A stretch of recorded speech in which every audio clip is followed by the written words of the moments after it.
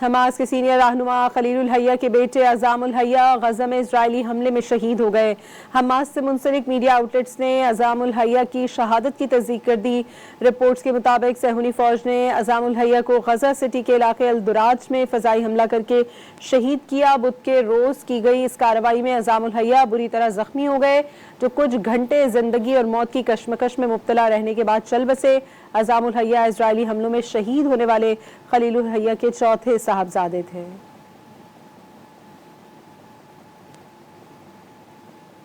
Hamas के senior रहनुमा खलीलुल हैया के बेटे अज़ामुल हैया गज़ा में इजरायली हमले में शहीद हो गए।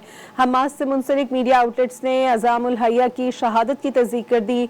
रिपोर्ट्स के मुताबिक सहूनी फौज ने अज़ामुल हैया को गज़ा सिटी के इलाके अल-दुराज में फ़ज़ाई हमला करके शहीद किया। बुध के रोज़ की गई इस कार्रवाई में अज़ामुल हैया बुरी तरह जख्मी हो गए, जो कुछ घंटे जिंदगी और मौत की कशमकश में मुब्तला रहने के बाद चल बसे।